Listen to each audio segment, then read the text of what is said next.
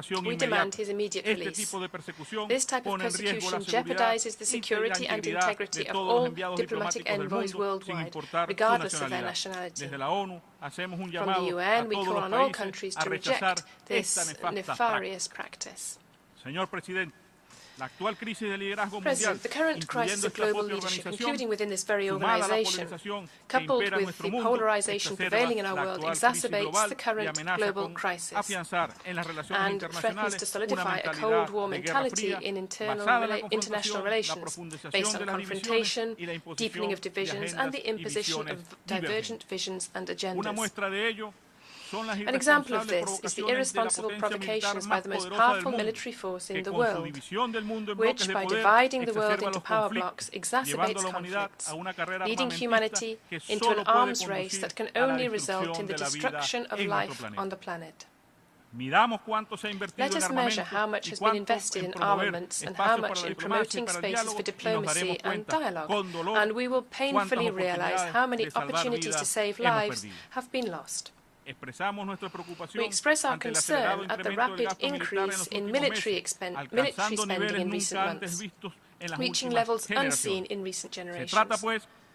This is then a new and alarming arms race that diverts resources that would have greater benefits for humanity if they were used not only in financing development agendas or fighting poverty, but also in addressing the food crisis and climate crisis that currently threaten the world. We support the proposal of Colombian President Gustavo Petro to convene a World Conference for Peace in Ukraine and in Palestine. We call for addressing these issues in a balanced and cautious manner, reducing tensions and promoting confidence-building measures, not only in the Eastern European region, but also on the Korean Peninsula and in Western Asia. We are confident that this will create a conducive environment for the success of diplomatic efforts for peace. Venezuela is committed to the declaration of Latin America and the Caribbean as a zone of peace. We actively participate in the reconciliation process in the Republic of Colombia, convinced that the achievement of total peace for our sisters and brothers will contribute to the consolidation of regional peace. Mr. President, the world still faces a major pandemic. The pernicious effects of an aggressive policy manifested in the illegal imposition of unilateral coercive measures against a third of humanity. These so-called sanctions violate all norms of international law and the purposes and principles enshrined in the United Nations Charter and constitute mass violations of human rights for millions of people. These measures are applied precisely by those who then present themselves as champions of human rights. They are also a deliberate attack on the right development of entire peoples and an impediment to the achievement of the 2030 Agenda, which has been discussed so much throughout this week. These illegal measures have created a crisis in the system of international relations, and we demand their complete, immediate, and unconditional lifting. It is unacceptable for our peoples, who daily resist the effects of a criminal blockade policy, for this General Assembly to attempt to ignore in its political documents such an outrage. Therefore, we cannot endorse any declaration that ignores or omits this pivotal issue for the lives and existence of hundreds of millions of human beings. How much our countries could improve the quality of life for our peoples, could eradicate hunger or cure diseases if we were allowed to fully develop our capacities based on our vast potential. The Bolivarian Republic of Venezuela has been a victim of a cruel policy of aggression and siege. More than 930 unilateral coercive measures have been imposed on our country by the government of the United States of America and its accomplices. These illegal measures have caused great pain and suffering for our people, with economic losses amounting to over $232 billion, a steep drop in our GDP, and the confiscation of billions of dollars in sovereign resources held in the international financial system, including 31 tons of gold seized by the British government in the Bank of England. Not even the COVID-19 pandemic was reason enough to lift these illegal measures. Today, we face a new generation of more cruel and destructive unilateral coercive measures that affect access to vaccines, food, and other essential goods and services, turning these atrocities into true crimes against humanity.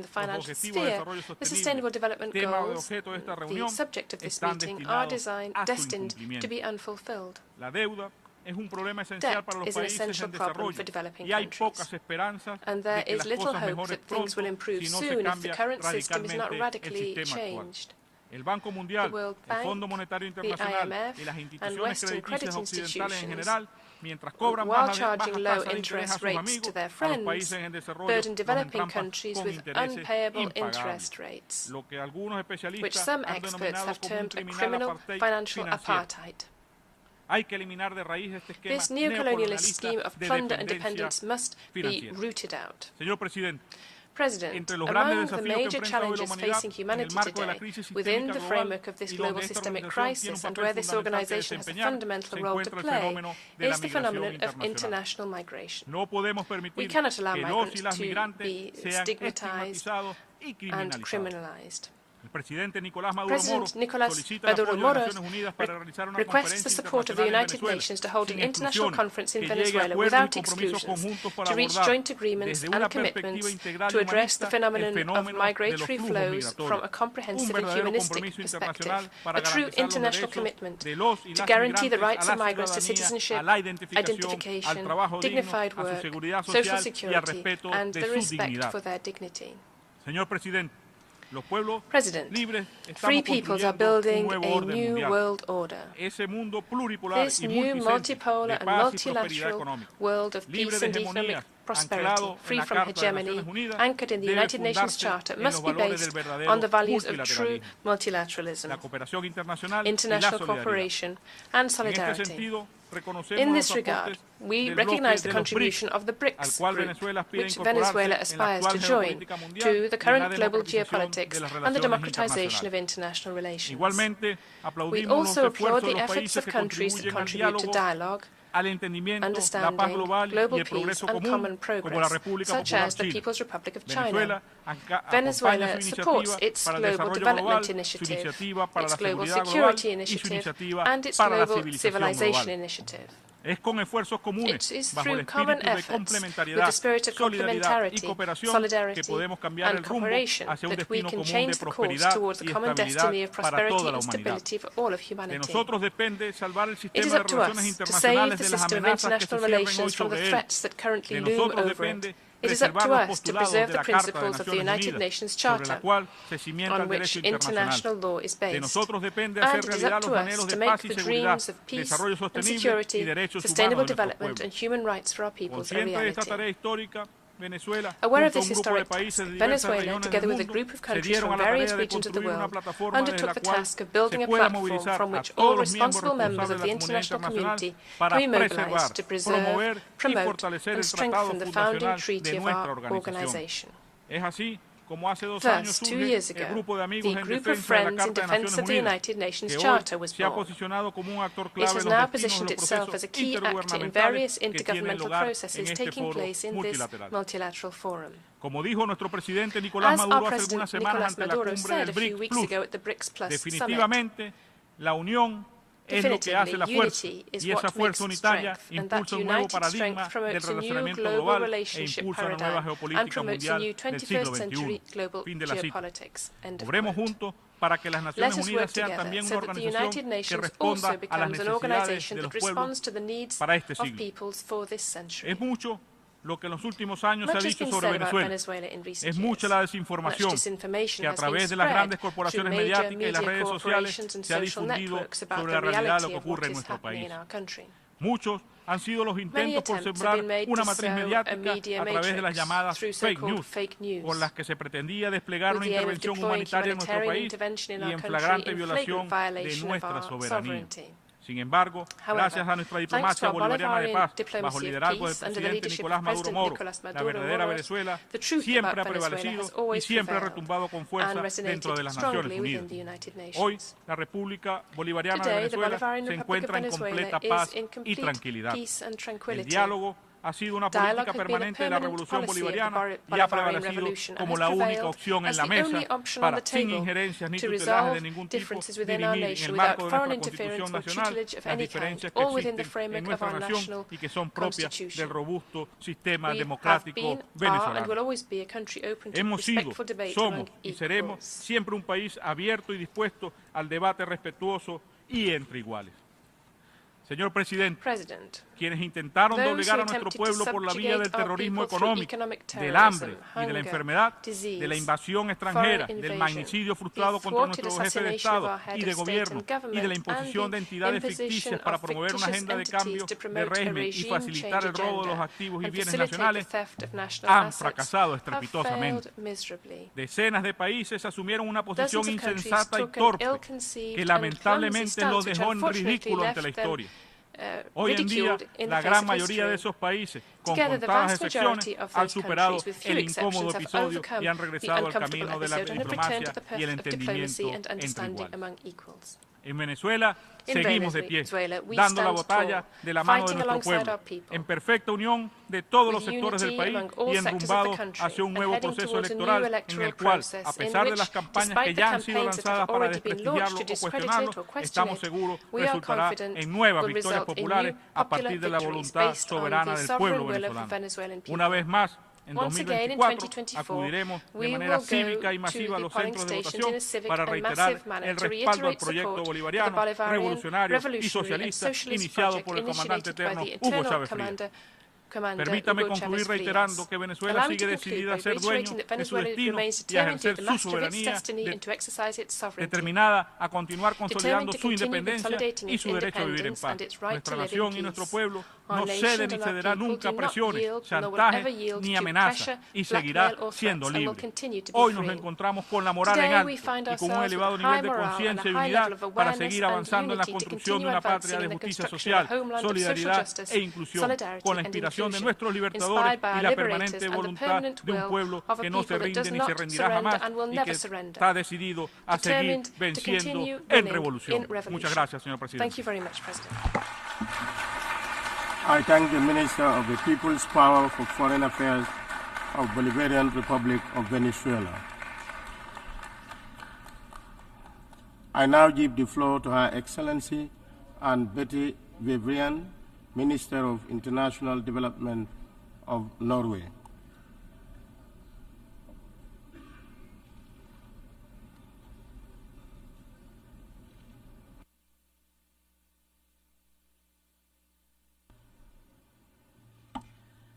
President, Secretary General, Excellencies, the United Nations was founded on a simple yet paradigmatic vision: